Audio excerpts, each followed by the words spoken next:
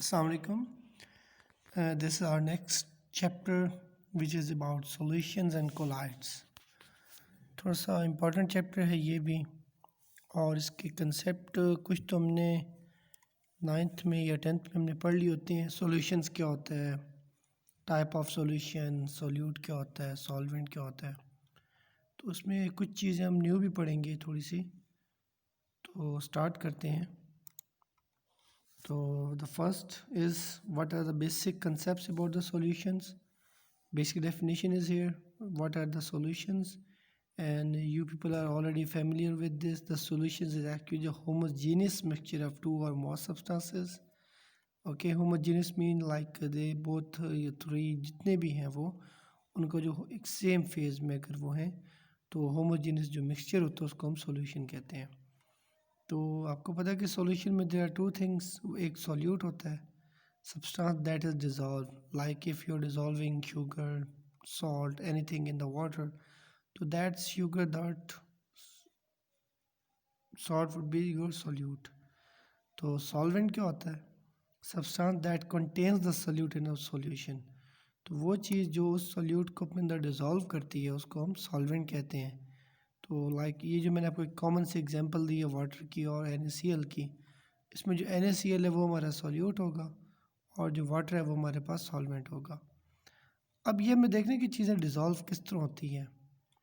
देखिए फर्स्ट जब हम वाटर के अंदर शुगर को या जब हम वाटर के अंदर साल्ट को ऐड करते हैं, उसमें पुट करते हैं, होता ये है कि सबसे पहले जो हमारा वाटर है, ये जो सॉल्वेंट है, वो उस नमक को Na और Cl को क्या कर देता है, अपार्ट उसको पुल करता है, उसको ब्रेक कर देता है। तो फर्स्ट हमारे पास है molecules of the solvent pull apart the solute, मतलब कि वो उस नमक को क्या कर देंगे, पहले ब्रेक करेंगे, उसके जो पार्ट्स हैं जैसे सोडियम है, क्लोरीन है, उसको वो सेपरेट कर देंगे and distribute them with in the solvent, और उसको पूरे सॉल्वेंट के अंदर उसको डिस्ट्रीब्यूट कर देंगे। अब how to tell the solute from the solvent, हमें कैसे पता चलेगा कौन सा सॉल्यूट है कौन सा सॉल्वेंट है। The substance that is in the greater amount is the solvent, जो चीज़ ज़्यादा मकदार में होती है क्वांटिटी में जिसके वाटर है वो सॉल्वेंट होगा। The substance that keeps it phase is the solvent, ठीक है, या जो भी उसकी फेज, जैसे वाटर है वो लिक्विड फेज में है तो ओवरऑल जो सोल्यूशन है वो आपको पता है लिक्विड फेज में एग्जिस्ट करेगा। तो ये छोटी छोटी पॉइंट्स हैं जो आपने याद रखनी है।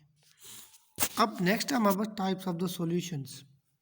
तो अगर आपके पास state of solution gas phase में हो, इसका मतलब ये है कि आपके पास सॉल्वेंट गैस है और आपके पास सोल्यूट भी गैस है। तो इसकी जो कॉमन एग्जांपल है वो होती है air, because air is a mixture of different gases. तो ओवरऑल आपको पता है ये गैस फेज में एग्जिस्ट करता है।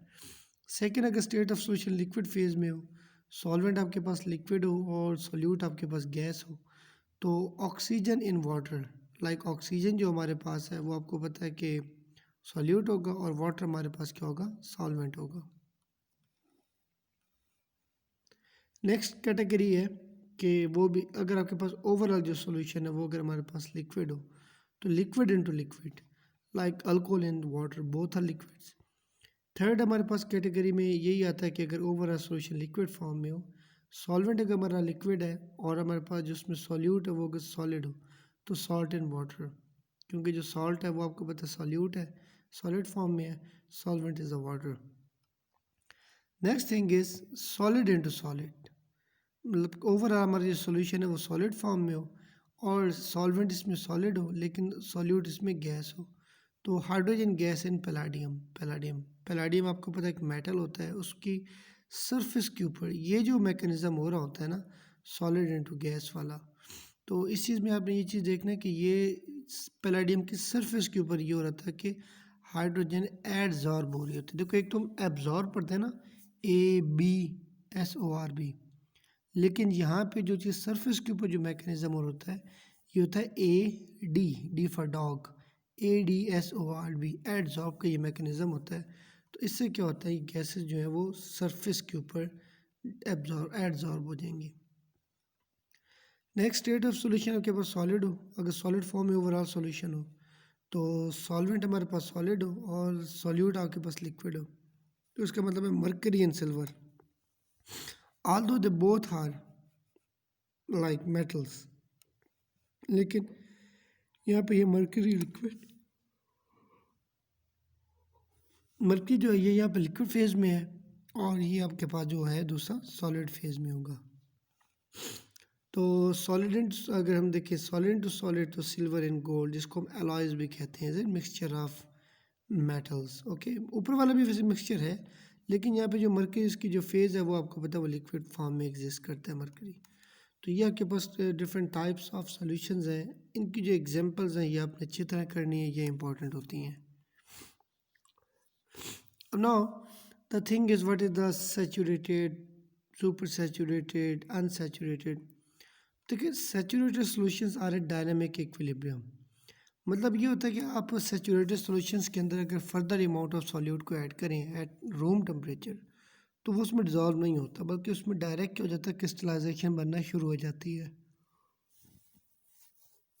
तो ये बड़ा एक इम्पॉर्टेंट पॉइंट है कि जैसे हम उसमें सॉल्यूट फर्दर डिज़ोल्व करेंगे तो वहाँ पे फ़ौरन क्या हो जाएगा, क्रिस्टलाइजेशन। ये दोनों इक्वल रेट में चल रहे हैं। ये बहुत सिंपल है, आपने नाइन्थ में भी पढ़ा था कि जब हम सॉल्यूट को ऐड करते हैं तो वो ऐड होता जाता है होता जाता है, लेकिन एक कंडीशन ऐसी आ जाती है कि जिसमें further amount of solute add नहीं होता, तो इसको हम लोग बोलते हैं this is the concentrated solution. The solubility of a chemical determine how much can be dissolve. अभी solubility of that chemical, that sugar, that salt ये डिसाइड करती है कि उसमें वो कितना डिज़ोल्व हो सकता है। कुछ जो साल्ट्स होते हैं जो बहुत ज़्यादा डिज़ोल्व होते हैं, कुछ साल्ट्स होते हैं वो बहुत कम डिज़ोल्व होते हैं। Some chemicals are highly soluble, some are not soluble. Supersaturated solutions hold more solute than the typical solubility allows. अब सुपर सेचुरेटेड में ये होता है, जैसे मैंने आपको बताया था कि जो हमने रूम टेम्परेचर पे देखें, यहाँ पर टेम्परेचर बहुत ज़्यादा इंपॉर्टेंट है क्योंकि टेम्परेचर से सॉल्युबिलिटी अफेक्ट होती है। तो जब हमने सेचुरेटेड सॉल्यूशन बनाया था तो वो रूम टेम्परेचर पे हम उसकी बात करेंगे, लेकिन जब उसमें फर्दर अब सॉल्यूट वो होल्ड नहीं कर सकता, अब हम ऐसा करते हैं कि हम उसको गर्म करना शुरू कर देते हैं। जब हम उसको गर्म करेंगे तो उसमें फर्दर अमाउंट सॉल्यूट अब डिज़ोल्व होना शुरू हो जाएगी। तो जब हीट करने के बाद भी जब उसमें फर्दर अमाउंट सॉल्युबल होना रुक जाए वो हो जाएगा सुपर सैचुरेटेड सॉल्यूशन। अब सुपर सैचुरेटेड में जो सॉल्यूट की जो अमाउंट होती है वो नॉर्मल टेम्परेचर से क्या होती है, बहुत ज़्यादा होती है। Super saturated solutions hold more solute than the typical solubility allow. These solutions can crystallize easily. क्योंकि इसमें बहुत ज़्यादा अमाउंट ऑफ सॉल्यूट होता है इसलिए ये easily crystallize हो जाते हैं by adding a seed crystal or even by simply disturbing the solution. एक शेकिंग करने से या हम अगर इसके अंदर दूसरा एक सीड क्रिस्टल होता है, जैसे वो हम इसमें ऐड करते हैं इसमें फ़ौरन क्रिस्टलाइजेशन स्टार्ट हो जाती है। तो ये सैचुरेटेड एंड सुपर सैचुरेटेड। अब कौन सी चीज़ डिज़ोल्व कर सकते हैं कौन सी चीज़ नहीं, ये तो मैं पता कि लाइक डिज़ोल्व लाइक जो एक तरह की चीज़ें हैं या जो एक किस्म की चीज़ें हैं वो अपनी जैसी चीज़ों को डिज़ोल्व करती है। अब देखिए आप इसके अंदर in order for a solute to dissolve it must similar intermolecular forces. Water is polar क्योंकि आपको पता है कि जो वाटर है उसके ऊपर hydrogen partial positive, oxygen partial negative, that is why the water is the polar molecule, so it can dissolve polar and ionic compounds. Like salt जो है आयनिक कंपाउंड, इसमें एक आयन सोडियम है और एक नेगेटिव आयन क्लोराइड है। The positive and negative ion dissolve in water. अब sugar देखो ये भी एक पोलर है। देखिए अगर हम शुगर क्यों पोलर है तो ये ऑर्गेनिक कंपाउंड, लेकिन आपने देखा this is a polyhydroxy aldehyde. Sugar is a polyhydroxy aldehyde. मतलब polyhydroxy mean there are many OH and that OH are the responsible for sugar to dissolve in the water. तो all is a non polar and the molecules are extremely large, क्योंकि आपको पता है oil जो है वो non polar है, सारे having carbon and hydrogen bonding and there is very less electronegativity with difference between hydrogen and carbon. That is why all is overall non-polar and they are not easily dissolved in the water. Dilution in water. When an ionic solid is placed in water, the water pulls the solid apart into its individual ions. ये मैंने पहले भी आपको बताया था कि जब हम किसी सॉलिड को सॉल्यूट को वाटर में ऐड करते हैं तो वाटर क्या करता है, Na को जो उसका एक उसको पुल करके सेपरेट कर देगा, क्लोराइड को सेपरेट कर देगा और पूरे वाटर के अंदर पूरे मीडियम इसको क्या कर देगा, डिस्ट्रीब्यूट कर देगा। Below is the dissolution of sodium chloride reaction. अब नेक्स्ट में देखें, how to increase solubility, what are the factors that increase the solubility? Like first factor you know is the increase in the temperature. जब हम temperature को increase करते रहते हैं तो आपको पता है कि उसमें क्या होता है, सॉल्युबिलिटी इंक्रीज़ होती रहती है। The space between the solvent particle expends by increasing the temperature. जो स्पेस होगी हमारे पास, जो सॉल्वेंट की जो पार्टिकल्स की जो स्पेस है वो एक्सपेंड होती जाती है, allowing more room to for more solutes, तो वो और ज़्यादा सॉल्यूट्स को अपने अंदर डिज़ोल्व करना स्टार्ट कर देगा। Second, increase in pressure, this is only for gases. By applying the pressure तो क्या होता है, जो सॉल्यूट्स होते हैं वो सॉल्वेंट्स के अंदर जाना स्टार्ट हो जाएंगे, मतलब कि सॉल्युबिलिटी इंक्रीज हो जाएगी ओनली फॉर गैसेस ओनली, क्योंकि लिक्विड्स और सॉलिड्स के ऊपर प्रेशर का इफेक्ट नहीं है। नेक्स्ट है nature of the solute. Some chemicals can not dissolve under any circumstances. अब कुछ ऐसे सॉल्यूट होते हैं, हम चाहे प्रेशर को इंक्रीज़ कर दें, चाहे हम डिक्रीज़ करें, चाहे हम टेम्परेचर को इंक्रीज़ या डिक्रीज़ करें, वो बिल्कुल भी डिज़ोल्व नहीं होते। तो इसलिए फिर हमें अपने सॉल्यूट को चेंज करना पड़ता है। अब ये हमारे पास एक ग्राफ है, आपकी बुक में भी गिवन है। तो इसके अंदर हमें टेम्परेचर है और साथ में solubility, gram of salt and 100 gram of water में हमने, क्योंकि सॉल्युबिलिटी की डेफिनेशन ये होती है amount of solute dissolve in 100 gram of water at given temperature या एट पार्टिकुलर टेम्परेचर। तो यहाँ पे आप देखें कि आपके पास ये KClO3 ये पोटेशियम क्लोरेट है, इसकी सॉल्युबिलिटी इंक्रीज़ हो रही है, और K2Cr2O7 पोटेशियम डाइक्रोमेट है, इसकी भी सॉल्युबिलिटी देखिए इंक्रीज़ हो रही है, ठीक है। तो यहाँ पे देखें NaCl है, इसके ऊपर कोई भी इफेक्ट नहीं आ रहा टेम्परेचर का, टेम्परेचर चेंज करने से NaCl की सॉल्युबिलिटी पे कोई भी फ़र्क नहीं पड़ रहा। पोटेशियम नाइट्रेट को देखें, वेरी फास्ट इमीडिएटली जो है ये राइजिंग अप ऊपर जा रही है, बहुत जल्दी से इसकी सॉल्युबिलिटी इंक्रीज़ हो रही है। NaNO3 भी थोड़ी बहुत देखें इंक्रीज़ हो रही है। कैल्शियम क्लोराइड को देखें कि having a different behaviour, but इसकी भी सॉल्युबिलिटी क्या है, वो इंक्रीज़ हो रही है। तो लेड नाइट्रेट को अगर हम देखें जो कि येलो लाइन है, तो उसमें भी देखें इसकी सॉल्युबिलिटी इंक्रीज़ हो रही है। तो यहाँ पे हमने देखा एक तो जो NaCl है इसके ऊपर कोई भी इफेक्ट नहीं आ रहा, फिर जो सीजियम सल्फेट है हमारे पास, इसकी जो सॉल्युबिलिटी है वो डिक्रीज़ हो रही है। अब सीजियम सल्फेट के अंदर जैसे जैसे हम टेम्परेचर को इंक्रीज़ कर रहे हैं तो इसकी सॉल्युबिलिटी यहाँ पर डिक्रीज़ हो रही है। This is one thing which is different behaviour. Now we have some solubility of gases, is the solubility and is the temperature. तो यहाँ पे आप देखें आपके पास हीलियम है, इस पर कोई इतना ज़्यादा इफेक्ट नहीं पड़ रहा, ठीक है।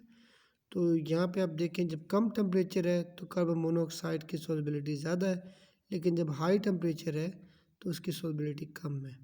तो ऑक्सीजन में भी यही है, मीथेन में भी आप यही दे सकते हैं कि कम टेम्परेचर के ऊपर इसकी सॉल्युबिलिटी है, लेकिन जैसे आप टेम्परेचर बढ़ाते जा रहे हैं तो सॉल्युबिलिटी कम होती जा रही है, नीचे आती जा रही है। How to increase the rate of dissolving, हम ऐसा क्या कर सकते हैं कि डिज़ोल्यूशन हमारी तेज़ हो जाए, चीज़ उसमें जो है वो ज़्यादा हल होने लग जाए। तो फर्स्ट टाइम उसको शेक करें, हम उसको स्टिर करें। तो जब हम उसकी शेकिंग करेंगे, स्टीयरिंग करेंगे, तो आपको पता है उसमें भी चीज़ें जल्दी डिज़ोल्व हो जाती हैं। सेकंड, हम अपने मिक्सचर को हीट करें, हम उनको गर्म करेंगे तो तब भी चीज़ें जो वो ज़्यादा डिज़ोल्व होंगी। अब मोस्ट इम्पॉर्टेंट टॉपिक, बहुत ही इम्पॉर्टेंट है, समझना भी चाहिए, आना भी चाहिए, कि कंसंट्रेशंस मोल पर DM³ आप उसको कैसे कैलकुलेट करते हैं। तो आपके पास जो फर्स्ट जनरल टर्म्स है, एक होता है कंसनट्रेटेड। कंसनट्रेटेड मीन ऐसा solution having much more solute dissolve in the solvent, मतलब कि जो बहुत ज़्यादा गाढ़ा सॉल्यूशन हो हमारे पास, जिसमें हमने बहुत ज़्यादा सॉल्यूट को ऐड कर दिया हो। दूसरा हमारे पास है डाइल्यूट। डाइल्यूट का मतलब होता है पतला, मतलब कि इसमें ना बहुत ज़्यादा अमाउंट ऑफ हमने सॉल्यूट को ऐड नहीं किया, तो इसको हम बोलते हैं डाइल्यूट। अब मोर स्पेसिफिक हमारे पास है अब molarity. Molarity moles of solute पर लीटर ऑफ सोल्यूशन, पर लीटर का मतलब ये भी है कि पर decimetre cube of the solution. दूसरा मोलैलिटी, मोल्स ऑफ सोल्यूट पर किलोग्राम ऑफ सॉल्वेंट।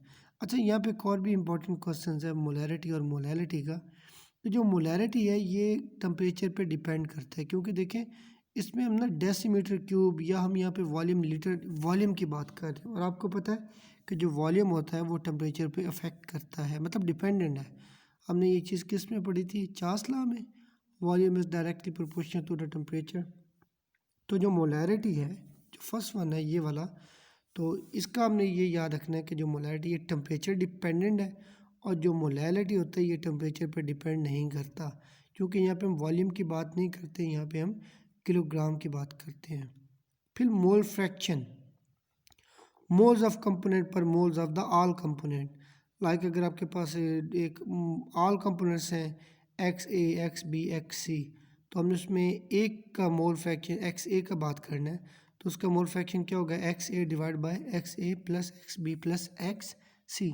तो एक का कंपोनेंट डिवाइड बाय सब के मोल्स के कंपोनेंट जो होगा वो मोल फ्रैक्शन होगा। तो ये हमारे पास है जनाब molarity, moles of solute divide by litre of solution, यानी कि डेसीमीटर क्यूब ऑफ सॉल्यूशन भी हम इसको कहते हैं। इसको हम रिप्रेजेंट करते हैं कैपिटल एम के साथ। तो this one is the molality, moles of solute result in kilogram of the solvent. तो यहाँ पे हम वॉल्यूम की बात करते हैं, यहाँ पे जो आपके पास सॉल्वेंट है वो किलोग्राम में है, और इसको हम स्मॉल एम से रिप्रेजेंट करते हैं। तो मोल फ्रैक्शन जिसको हम एक्स से रिप्रेजेंट करते हैं, moles of one component divide by total moles, ठीक है। तो ये आपने अच्छी तरह याद करना है। चलिए वो कहता है कि जी what is the molarity of 455 gram of silver nitrate dissolve in 675 ml। देखें मोलैरिटी होता है मोल्स पर डीएम क्यूब, तो पहले आपने 450.5 को मोल्स में कन्वर्ट करें, this is the given mass, और आपने एम आर निकालना है AgNO3 का, इज इट। तो इसका AgNO3 का हमने एम आर निकाल देंगे, तो गिवन मैस को डिवाइड करोगे मोलर मैस के साथ इसके, तो वो मोल्स आ जाएगा। फिर आपने क्या करना है कि 675 ml को अपने लीटर में कन्वर्ट करना है, या अगर ये आपको यहाँ पे cm क्यूब देगा तो आपने इसको डेसीमीटर क्यूब में कन्वर्ट करना है। तो मोल्स को उस dm क्यूब में जब आप कन्वर्ट करके डिवाइड कर देंगे तो आपके पास सिंपली उसकी मोलैरिटी आ जाएगी।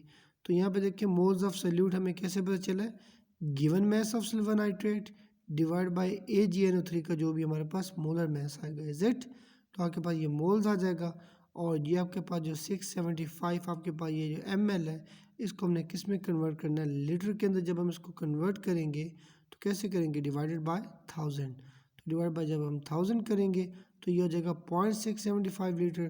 तो जब इन दोनों को डिज़ोल्व करेंगे, moles of solute divide by litre solutions in litre, तो आपके पास आंसर आ जाएगा 3.92 मोलैरिटी। तो ये इंपॉर्टेंट है, इजी है, लेकिन इसने पता नहीं किस तरह आपको ये सॉल्व करके दिया है। How many grams of sodium chloride is needed to make 34.2 ml of 0.08? अब देखो उसने हमें ये कहा कि हमें कितना ग्राम सोडियम क्लोराइड रिक्वायर्ड, अगर हमने इतना वॉल्यूम हो और इतनी मोलैरिटी अगर हमें रिक्वायर्ड हो, तो ये इतना मुश्किल नहीं है। आप इसके लिए ये भी याद कर सकते हैं कि वॉल्यूम रिक्वायर्ड, एक फार्मूला आप साथ साथ लिख सकते हैं जो मैं रिपीट कर रहा हूँ। आप लिखें जी volume required multiply by molarity required multiply by M R of, क्योंकि जो भी चीज़ हम डिज़ोल्व कर रहे हैं, सोडियम क्लोराइड है तो उसका M R molecular mass divide by 1000। अब ये चीज़ भाई याद कर लें। तो मैं इसको रिपीट करता हूँ कि जब आपने ये देखना हो ना कि कितना हम सोडियम ऐड करेंगे, तो इतना लीटर, इतना ml, और इतनी उसकी कंसनट्रेशन होगी। इसका फार्मूला आप याद करें, number 1 volume required multiply by molarity required multiply by M R of the solute. तो एम आर ऑफ सोल्यूट आपको पता है सोडियम का 23 है, क्लोराइड 35.5 है, तो ये हो जाएगा 58.5। तो हमें कितना वॉल्यूम रिक्वायर्ड है, हमें चाहिए 34.2। ये आप लिखेंगे multiply by molarity required, molarity हमारे पास कितनी है 0.87 हमें रिक्वायर्ड है, मल्टीप्लाई जो डिज़ोल्व हम कर रहे हैं उसका एम आर, तो सोडियम क्लोराइड का एम आर कितना होता है 58.5। इस पूरे को डिवाइड कर दो 1000 के ऊपर, तो देखेंगे आपका आंसर 1.7 ग्राम आज। इसका मतलब है अगर आप 34.2 ml लिक्विड लें, उसके अंदर अगर आप 1.7 ग्राम NaCl का वेट इसमें डाल के आप इसको शेक करके सॉल्यूशन बनाएं, तो उसकी जो कंसनट्रेशन या उसकी जो मोलैरिटी है वो 0.87 होगी। तो फार्मूला आपने क्या याद रखना है, volume required multiply by molarity required multiply bye mr of the solute divided by 1000।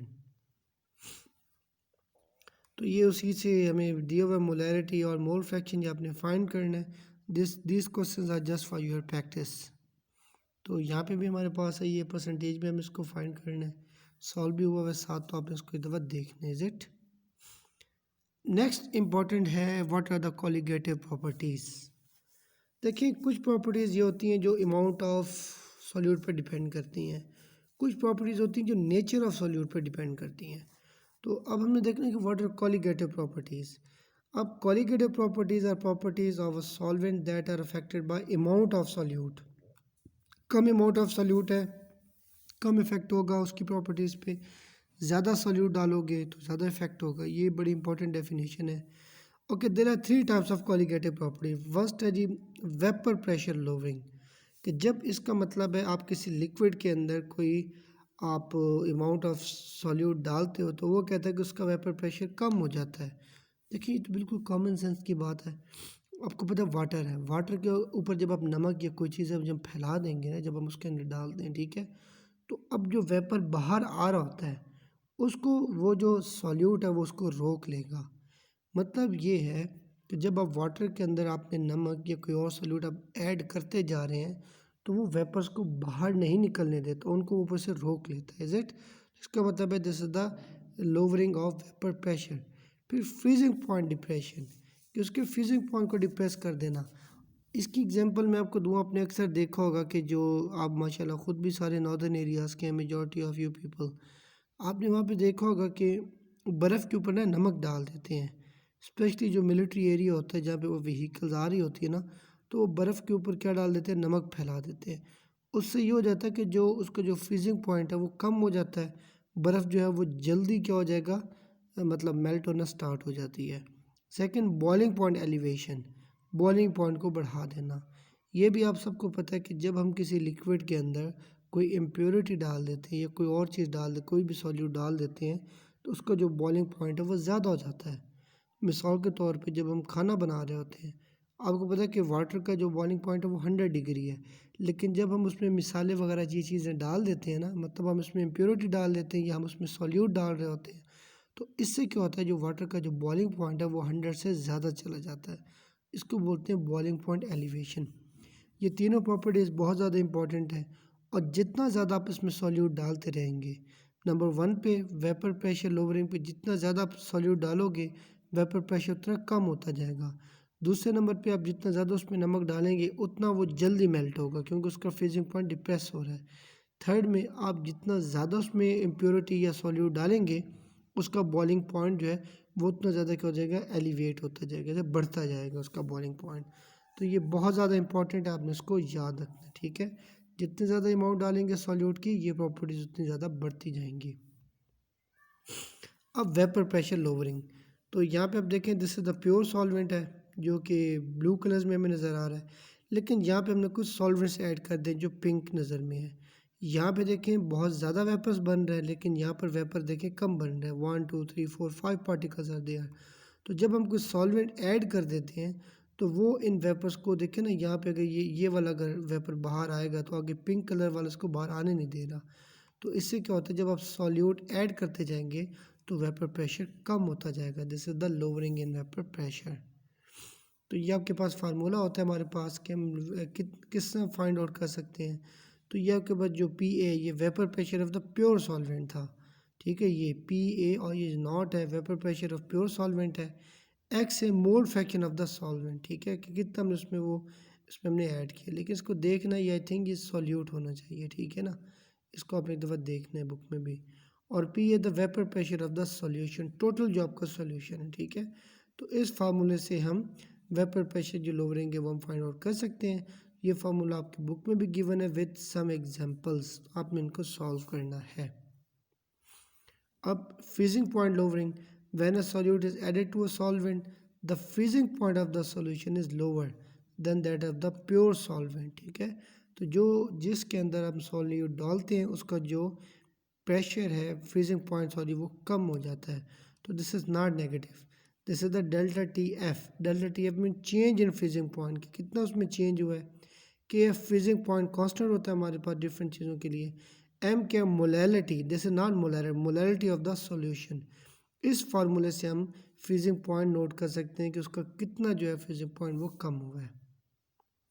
Next ये हमारे पास कुछ क्वेश्चन दिए हुए हैं, ये आपने एक दफ़ा अच्छी तरह देख लेना, आपकी बुक में भी कुछ एग्जांपल्स गिवन है तो आपने उनसे भी हेल्प लेनी है कि हम इनको किस तरह फार्मूलाज को यूज़ कर सकते हैं। तो बॉइलिंग पॉइंट एलिवेशन यानी कि बॉइलिंग पॉइंट का बढ़ जाना, तो ये मैंने आपको पहले भी बताया था कि जब हम कोई इंटिटी या कोई भी हम इम्प्योरिटी ऐड करते हैं लिक्विड्स के अंदर तो उनका जो बॉइलिंग पॉइंट है वो इंक्रीज हो जाता है। When a solute is added to a solvent the boiling point of the solution is high than that of the pure solvent. तो ये delta T small lower B, इसका मतलब है कि there is a change in boiling point हमारे पास। के भी आपके पास ये जनाब कांस्टेंट है हमारे पास, इज इट। तो एम आपके पास इज द मोलैरिटी, या देखिए इसको हमें देखने इज दिस मोलैरिटी या मोलैलिटी, क्योंकि हम चीज़ों को इसमें किलोग्राम के हिसाब से ऐड कर रहे थे सॉल्यूट को ग्राम्स के हिसाब से, तो यहाँ पे ये मोलैरिटी होना चाहिए, इज इट। तो इसको आपने चेक करना है, this is not capital M, this is the small M. तो ये बड़े इंपॉर्टेंट हैं colligative properties examination point of view के लिहाज से, इनसे रिलेटेड क्वेश्चंस, इनकी डेफिनेशंस, तो आपने ये अच्छे तरीके से आपने इनको याद करना है, इज इट। तो ये हमारा नेक्स्ट टॉपिक होगा from calculating the molar mass. अभी तक जो आपने ये पढ़ा है आपने इसको अच्छे से याद करना है, साथ साथ आपने इनके एग्जांपल्स देखनी है। कुछ आपको मैं असाइनमेंट भी इनसे रिलेटेड आपको मैं अभी फॉरवर्ड कर दूंगा व्हाट्सएप पे, तो आपने उनको भी साथ साथ सॉल्व करना है, साथ साथ इनको कंसेप्ट को आपने देखना है। स्पेशली कॉलिगेटिव प्रॉपर्टीज़ या मोलैरिटी, जो मोलैलिटी है ये बहुत ज़्यादा इंपॉर्टेंट है।